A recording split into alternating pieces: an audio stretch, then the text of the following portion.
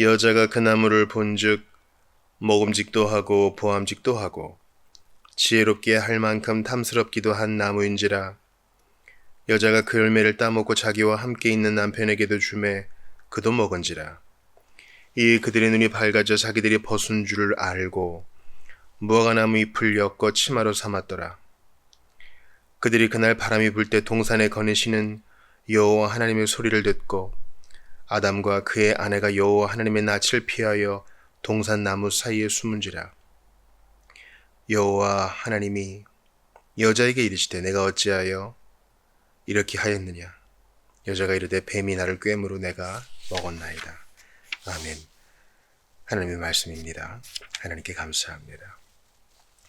오늘은 웨스트민스터 소요리 문답 13문을 공부하겠습니다. 질문과 답이 이러합니다. 우리 시조는 창조받은 상태에 그대로 있었습니까? 의지의 자유를 받은 우리 시조는 하나님께 맞서 죄를 지음으로 창조받은 상태로부터 타락했습니다.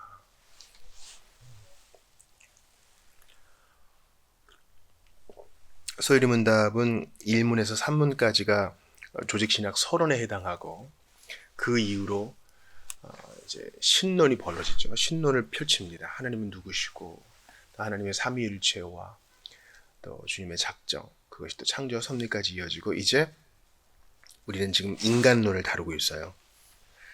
인간론은 당연히 이제 그 죄에 대한 것을 다루기 때문에 인죄론 이렇게 얘기하기도 합니다. 우리가 지난 시간에 12문을 봤는데 그 섭리의 행위가 무엇입니까? 행위 언약, 생명의 언약 배웠잖아요. 생명의 언약 너무 좋은 거죠. 너무 좋은 거예요. 그러니까 이것을 행위 언약이라고 부른다 그래서 너무 엄격하게 생각하지 마세요. 그것도 은혜로 주신 거예요. 하나님이 겸손히 우리와 눈을 맞추시고 겸손히 우리에게 은혜 베푸시고자 맺으신 언약인데 첫사람은 그것을 어겼다는 데 있습니다. 그래서 앞으로 12문, 13문, 또 14문은 또 죄에 대한 거, 15문도 죄에 대한 것들, 16문도 타락에 대한 거, 17문은 타락이 우리를 어떤 상태로 이끌게 했는가 쭉 봅니다. 또 18문도 타락한 상태에서의 죄가 어떤 것이었고 19문 이 비참은 무엇이고 쭉 이렇게 나옵니다. 그래서 과거에는요 제 스스로도 좀 자신이 없었는지 이걸 좀 묶어서 많이 표현했는데 저는 이것을 좀 깊이 있게 사유하기를 바랍니다. 김홍준 목사님의 이 본문 창세기 3장을 다룬 본문을 가지고 나온 여러 권의 설교집이 있어요. 그래서 성악교회에서 그것을 아주 디테일하게 다루시는 것을 보면서 제가 큰 깨달음을 얻었습니다. 죄에 대해서 가볍게 다루면 사람들이 구원도 가볍게 여긴다는 것을 제가 알게 됐어요. 그래서 인간의 죄와 비참에 대해서 너무 많이 다루면 좀 우울해진다. 이것도 맞는 말이죠. 그러나 이것을 분명히 직시해야 우리가 지금 누리고 있는 이 구원이 얼마나 좋은 것이고 감사한 것인지를 알게 돼요. 좀 꼼꼼하게 좀 살펴보기를 바라는 것입니다. 먼저 문답의 내용을 한번 보세요. 우리 시조는 아담과 하와죠. 창조받은 상태 그대로 있었습니까? 창조받은 상태란 것은요. 인간의 사중 상태 중에 첫 번째 상태를 말해요. 이건 아우구스티누스가 잘 정리했는데 모든 인류는 그러니까 시간이 시작부터 인류가 시작됐으니까 시간이 마무리될 때까지 존재하는 모든 인류는 물론 이제 천상에 있는 인류까지 다 포함하는 거예요. 모든 인류는 네 가지 상태로 구분할 수 있어요. 그중 우리 시조는 첫 번째 상태에 있었습니다. 첫 번째 상태는 바로 무죄의 상태입니다. 그래서 포세 논 페카레 앳 포세 페카레 죄를 안 지을 수도 있고 죄를 지을 수도 있는 중립의 상태예요. 이게 타락 전의 사람의 상태인데 이건 우리가 그냥 배우고만 아는 거지 감이 어떤 상태인지 감도 못 잡아요.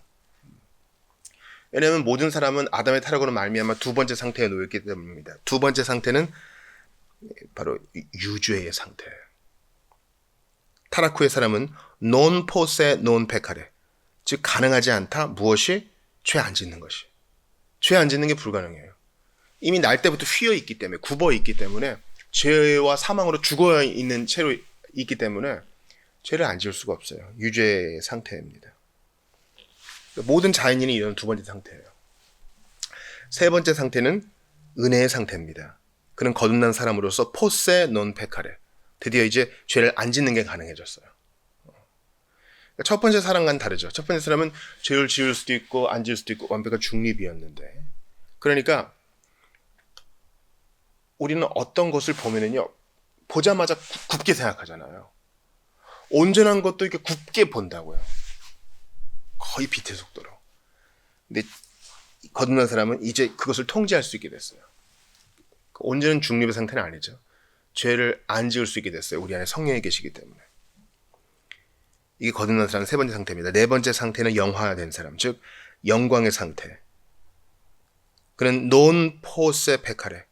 더 이상 가능하지가 않아요. 무엇이 죄지는 것이. 그것은 육신의 흑옷을 벗고 이제 주님 나라 간 사람들. 그들에게 해당되는 것입니다. 그러니까 첫 번째 상태의 타락전 상태, 무죄의 상태, 포세 논 페카레 앳 포세 페카레. 죄를 지을 수도 있고 안 지을 수 있는 그런 상태에서는 우리 시조가 받은 그 명령은 아주 타당했던 것이에요. 할 수 있는 것이었어요. 우리가 이것을 이해 못하면요, 하나님께 트집을 잡아요. 아니 왜 굳이 그걸 만들어가지고 우리를 그렇게 어렵게 만드느냐. 그리고 아예 처음 만들 때부터 그 선악과를 보면은 먹고 싶은 마음조차 안 생기게 하면 될 텐데 왜 그렇게 하느냐. 이것은요, 하나님께 대해서 어떻게 좀 걸고 넘어지고 싶은 생각인 거예요. 중요한 전제를 까먹고 있기 때문이에요. 여러분 이렇게 물어보시는 분이 상당히 많을 텐데 여러분 대답할 말을 준비해 놓으셔야 돼요. 왜냐하면 하나님과 인간의 관계는, 하나님께서는 당신의 형상과 모양대로 인간만 그렇게 만드셨기 때문에 인간을 그렇게 만드신 것은 교제하기 위함이셨어요. 인격적 교제를 하기 위함이었다고요. 우리가 누군가를 사랑한다는 것은 동시에 그에게 자유를 준다는 것을 의미합니다. 그 사람을 사랑하는데요, 그 사람이 못 믿어. 그래서 24시간 감시를 붙이고 그에게 도청장치를 붙이고 어떤 최첨단 장비를 이용해서 인공위성으로 계속 감시하고 나 말고 다른 사람 만나는 항상 불안해하고, 그렇다면 그건 이미 사랑이 아닙니다. 그 사람의 자유를 박탈하는 것이기 때문이죠. 이제 사순절과 고난주간 부활절을 이르게 될 텐데, 예수님의 십자가 고통에 대해서 말이죠, 죽음의 공포에 대해서 사실 오직 마지막 아담, 오직 유일한 진정한 사람이 할 수 있는 마지막 아담만 그 죽음의 공포를 알 수 있어요. 왜냐면 사실은 우리는 되게 죽음에 대해 표면적으로 생각하거든요. 근데 예수님은 원래부터, 창세전부터, 영원전부터 다스리시던 분이 죽음의 권세 아래 다스림을 받으시던 것으로 들어가니까 이거 얼마나 안 맞는 거예요. 그게 진짜 공포스러운 거죠. 영원전부터 아버지와 하나이시던 분이 그 순간은 인류의 죄를 대속하기 위해서 단절을 경험하세요. 얼마나 안 맞는 거예요. 그게 공포스러운 거예요. 첫 번째 사람은 하지 않을 수 있었습니다. 그에게는 온전한 자유가 있었기 때문입니다.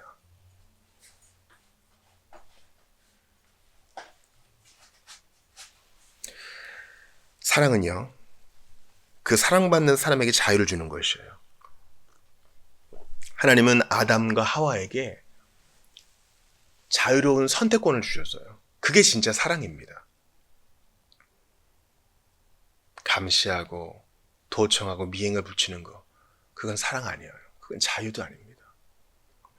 그래서 대요리문답에는 이러한 온전한 중립 상태에 대해서 말하고 있어요. 그러니까 그는 넘어질 수도 있었고 온전히 순종하여 영생에 이를 수도 있었어요. 근데 그러한 조건을 모두 갖춘 우리 시조가 어떻게 했다고요? 의지의 자유를 받은 우리 시조는 하나님께 맞서. 이게 중요한 거예요. 아니 무슨 열매 하나 따먹은 것 같고 그러세요? 그게 중요한 게 아니라 하나님께 맞선 거예요. 하나님께 대항한 거예요. 마이클 호튼의 표현을 가지자면 우리의 군사력을 쫙 동원시켜가지고 하나님께 전쟁을 선포하는 거라고요. 죄를 지음으로 창조받은 상태로부터 타락했습니다. 더 이상 첫 번째 상태가 아닌 이제 그의 마음에 품고 행동하는 모든 것이 하나님과 어긋나게 되었습니다. 그래서 여러분과 창세기 3장을 좀 보고 싶어요. 우리가 오늘 봤던 창세기 3장 6절부터 8절 이렇게 한번 보시기 바랍니다. 여자가 그 나무를 본즉 먹음직도 하고 보암직도 하고 지혜롭게 할 만큼 탐스럽기도 한지라. 탐스럽기도 한 나무인지라 여자가 그 열매를 따먹고 자기와 함께 있는 남편에게도 주매 그도 먹은지라. 여러분, 사탄이 뱀의 모양으로 하와에게 접근했죠. 아담에게 접근하지 않았어요. 아주 전술적이에요. 직접 명령을 받은 아담이 아니라 아담에게 이야기를 들은 하와를 공격한 거예요. 그러니까 마귀는요, 가장 취약한 것을 공격합니다. 육식동물이 초식동물들을 어떻게 공략합니까? 큰 놈 안 잡아요. 새끼들, 그죠? 취약한 개체를 공격한다고요. 하필 아담과 함께 있지 않았던 그때, 그리고 아담으로부터 간접적으로 하나님의 명령을 전수받았던 하와에게 접근한 것입니다. 그리고 하와를 적극적으로 무력으로 몰아붙여가지고 너 그거 안 먹으면 큰일 날 줄 알아 이렇게 하지 않아요. 결국은 하와가 행동하게 합니다. 어떻게 그렇게 행동하게 합니까? 그녀와 대화함으로 그녀의 믿음을 조금씩 허물고 하나님 말씀을 왜곡하기 시작합니다. 하나님 말씀을 왜곡하기 시작합니다. 이게 중요한 거예요. 창세기 3장 1절 보세요. 그런데 뱀은 여호와 하나님이 지으신 들짐승 중에 가장 간교하니라. 뱀이 여자에게 물어 이르되 하나님이 참으로 너희에게 동산 모든 나무의 열매를 먹지 말라 하시더냐. 이 질문이 중요하죠. 은혜의 관점에서 보면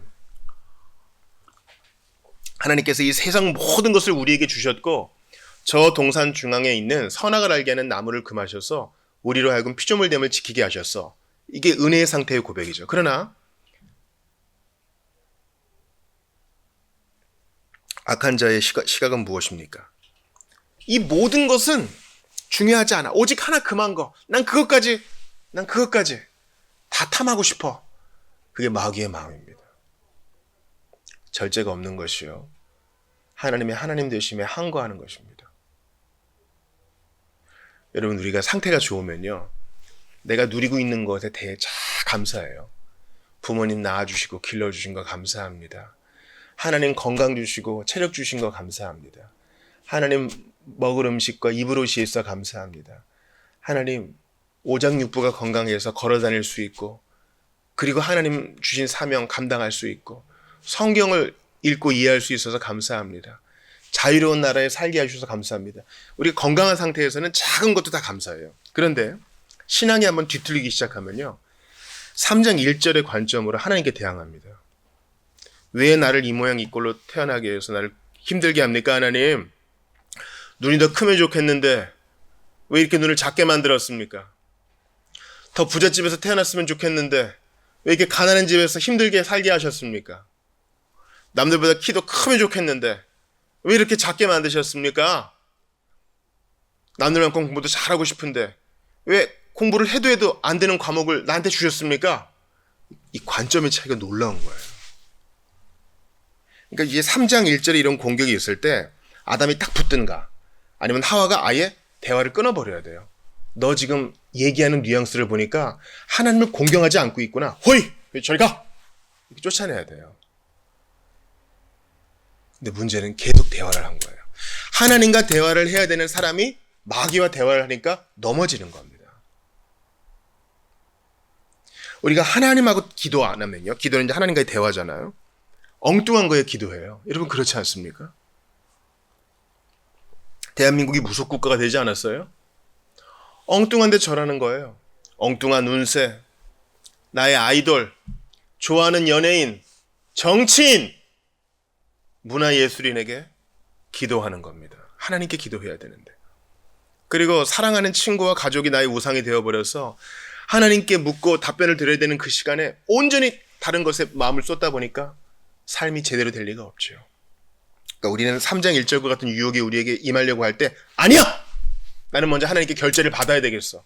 먼저 물어보고 올 때까지 너는 가! 이렇게 해야 됩니다. 우리한테 부정적인 마음이 올 때 그것을 그래 한번 들어와 봐. 여기 앉아서 좀 얘기 좀 해봐. 이렇게 여지를 주면요. 여지없이 넘어집니다. 제가 넘어져 본 사람으로 알아요. 여지를 주지 마세요. 처음에는 작게 시작했지만 눈덩이처럼 커집니다.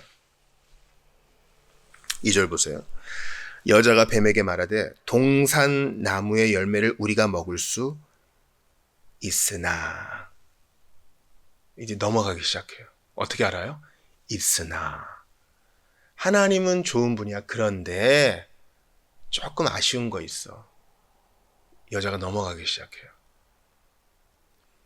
우리가 새벽에 학계도 보고 스바냐도 보지 않았습니까? 우상숭배의 기본은 하나님을 전적으로 떠나지 않는 거예요. 우상숭배자는 하나님을 안 떠나요. 왜요? 안 떠나요. 왜 그 좋은 분을 떠나요? 단지 하나님도 믿고 딴 것도 믿는 거예요. 이해가 되시죠? 여호와 하나님도 믿고 바알과 아세라도 믿고 그런 거예요. 분산 투자하는 것처럼 안전빵을 챙기는 겁니다.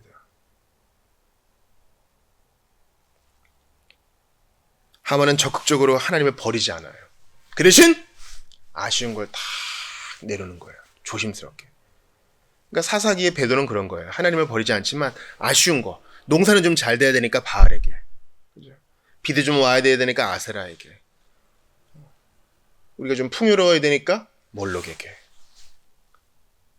영적 양다리를 걸치는 겁니다. 신구약은 그 사상이 똑같아요. 3절 보세요. 동산 중앙에 그러나 다 먹을 수 있는데 그렇지만 조금 아쉬운 게 있어. 동산 중앙에 있는 나무 열매는 하나님의 말씀에 너희는 먹지도 말고 만지지도 말라 너희가 죽을까 하노라 하셨느니라. 여기서 뭐가 문제가 있어요? 하와가 말씀을 뒤틀기 시작해요. 기록된 말씀에 뭔가를 더하거나 빼지 말라 그랬는데 아까는 이제 오염시켰죠. 지금은 뭔가를 더하죠. 만지지도 말라는 말씀은 없었어요. 그러니까 하와가 은연 중에 하나님이 되게 우리를 힘들게 하시는 분, 고리타분하신 분, 우리를 제약하시는 분, 이게 드러나게 되는 거예요. 뭐 하다가? 마귀와 대화하다가. 만지지도 말라 너희가 죽을까 하노라 하셨느니라. 아니요. 정령 죽으리라 그랬지 죽을지도 몰라 하지 않으셨어요. 그러니까 여러분 이게 오늘 설교의 결론이에요. 마귀가 하는 일은 우리를 찍어 눌러서 우리의 손을 억지로 억어하여 선악과를 따먹게 하는 게 아니에요. 그건 아주 하수가 하는 일이에요. 무력을 쓰는 거는. 예수님 말씀하셨습니다. 사탄은 거짓의 아비예요. 하나님 말씀을 왜곡시키는 거예요. 거기다가 내 생각을 집어넣는 거예요. 하나님 맞아. 하나님은 진짜 나한테 진짜 너무해. 이런 얘기 여러분 함부로 하시는 거 아니에요? 이걸 기도 중에 할 수 있어요. 하나님 정말 저에게 너무하신 것 같습니다. 이건 하나님께 말씀드릴 부분이지 마귀와 대화하면서 우리가 동조할 부분이 아니라고요. 시편 기자처럼 그래도 하나님은 선하십니다. 하면서 말씀을 고지굿대로 받는 거예요. 안 그러면 내 마음대로 내가 복음이 돼요. 내가 보고 싶은 말씀만, 내가 해석한 말씀만 받는 거예요. 말씀을 왜곡하잖아요. 여러분 이제 아담이란 말은 사람이란 것이거든요. 그러니까 그 아담에는 하와도 그럼 포함되는 거예요. 첫사람은 이렇게 넘어졌어요. 그러나 마지막 아담인 예수님은 광야에서 동산보다 훨씬 못한 조건인데 동산에는 먹을 것이 많고 그들은 배불렀죠. 그러나 광야에는 아무것도 없고 예수님은 줄이셨지만 똑같은 마귀의 꼬임에 예수님은 넘어가지 않았어요.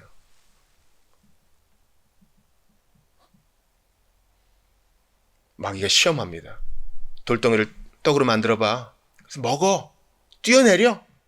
절해. 주 너의 하나님을 시험하지 말라. 단호해요. 그러니까 여러분 우리가 성경 보는 이유가요. 딴 데 있는 게 아니에요.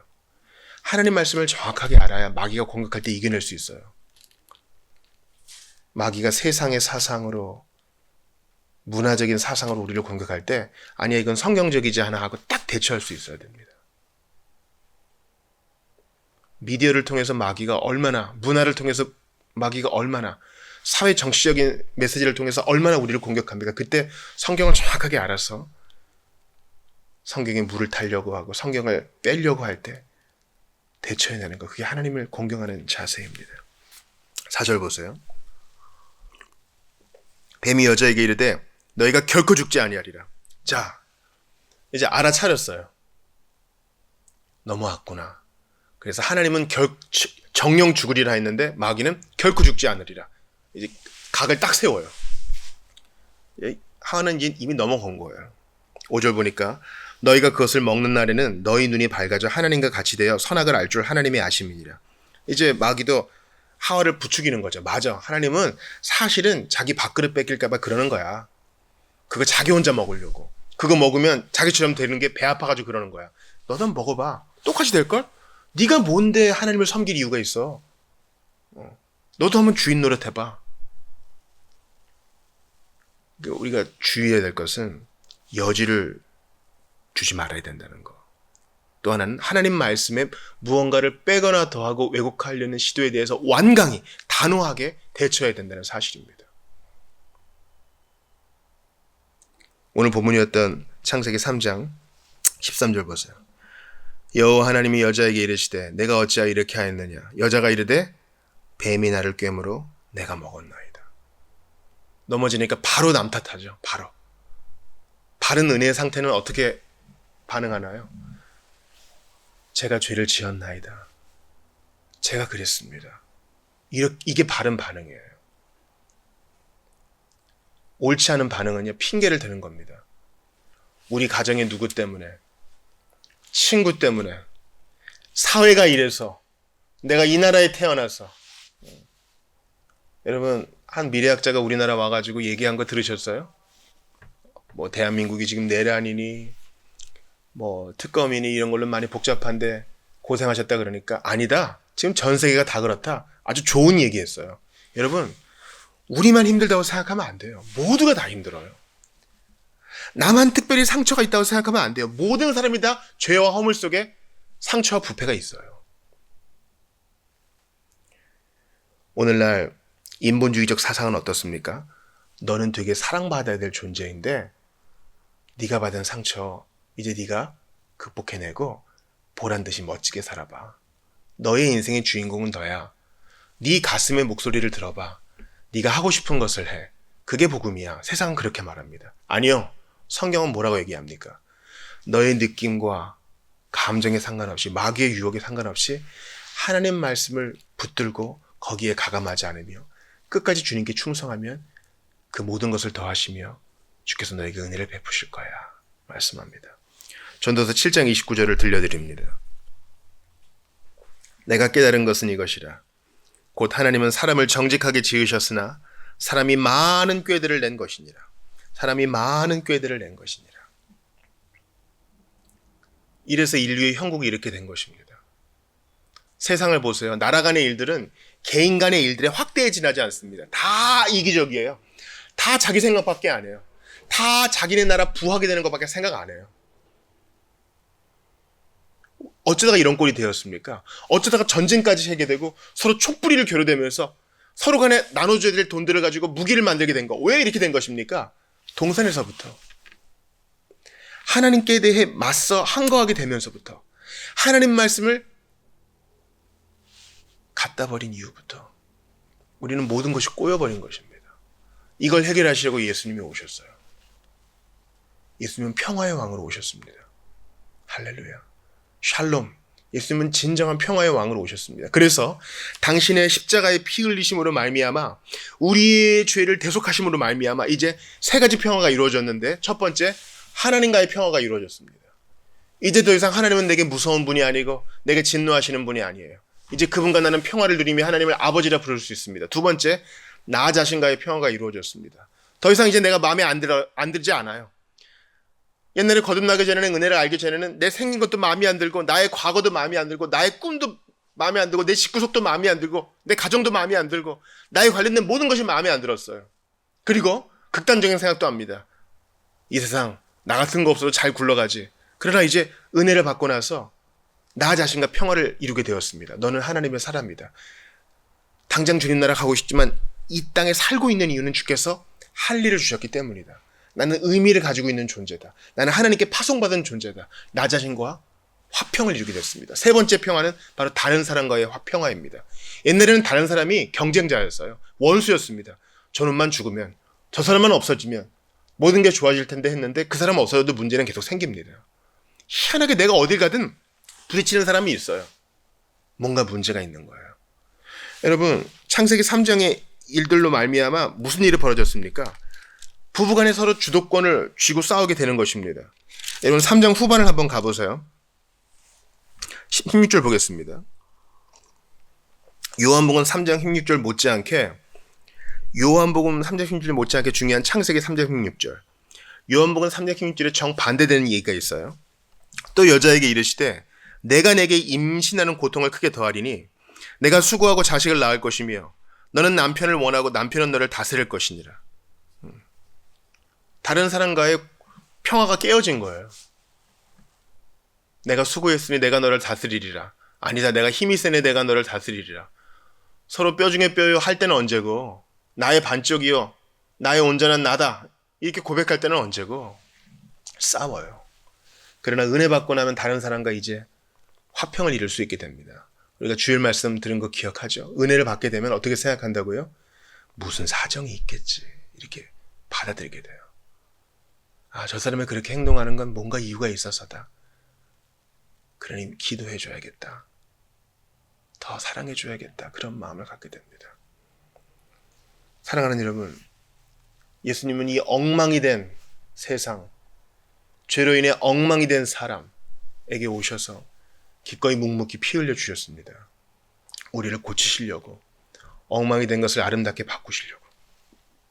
죄는 우리가 졌으나 주님은 기꺼이 먼저 손을 내미셔서 내가 너에게 평화의 선물을 주겠다 말씀하십니다. 희한해요. 잘못했으면 내가 먼저 읊조려야 되는데 주께서 먼저 손을 내미세요. 내가 그분께 칼을 겨누고 내가 그분께 상처를 드렸는데 그분이 먼저 손을 내미세요. 우리는 은혜를 받은 자입니다. 아직까지 이런 은혜를 모르는 자들을 위해서 기도하고, 내가 얼마나 큰 죄인이었는데 나를 찾아오셔서 구원하신 주님께 감사하면서 이 사순절, 고난주간, 부활절을 맞게 될 수 있기를 바랍니다. 여러분, 부활절에 91세 되는 우리 할머니죠. 노인분이 세례를 받으시게 됐어요. 많이 사셨죠. 오래 사셨습니다. 이제 시력도 청력도 많이 상하셨습니다. 근데 신앙 고백이 분명해요. 그분의 자녀가 어머니께 묻습니다. 엄마, 천국에 가게 되면 그 입구에서 하나님이 내가 너를 이 천국에 들어오게 해야 될 이유가 무엇이냐 물으면 엄마 뭐라고 대답할 거예요? 그 모친이 이렇게 대답했답니다. 예수님으로 나 옷 입혀주셨다며. 내 더러운 옷은 예수님이 입으시고 예수님이 깨끗한 의의 옷을 나한테 주셨다며. 나 그러니 갈 수 있지. 여러분, 나이가 들면 총명도 좀 약해지고 음성도 약해지고 그렇습니다. 그러나 이 빛나는 신앙 고백을 보세요. 죄로 인해 모든 것이 어두워졌던 사람에게 이 은혜를 베푸셔서 오늘도 주님은 하나님 나라를 확장하고 계십니다. 그러니 어디에 주목할 것인가? 죄와 타락과 더러움과 무지와 너 때문이야에 주목할 것이 아니라 그보다 훨씬 크신 예수님의 은혜와 하나님 아버지의 사랑과 성령께서 우리를 일으키시는 것에 주목하면서 앞으로 나아갑시다. 이 시간 기도할 때 주님 나는 부족합니다. 이만큼 못했습니다가 아니라 하나님의 크신 은혜에 감사합니다. 주님은 하실 수 있습니다. 잘못은 내가 저질렀지만 주님은 넘치게 회복시킬 수 있으십니다. 나를 능히 도우실 수 있으십니다. 여인의 후손으로 오셔서 마귀의 머리를 짓밟으시고 모든 더러운 것을 깨끗하게 바꾸시고 역정케 하시니 주님을 믿습니다. 거기에 주목하여 집중하여 기도하는 우리 모두가 될 수 있기를 주의 이름으로 축원합니다. 이 시간 주의 말씀 붙들고 주신 말씀 붙들고 함께 기도하며 나아가도록 하겠습니다. 같이 기도하겠습니다. 하나님께 모든 것 믿고 감사를 드립니다. 오늘 이 귀한 말씀을 주셨으니 아버지 하나님, 나의 부족함과 죄를 직시할 수 있도록 도와주시되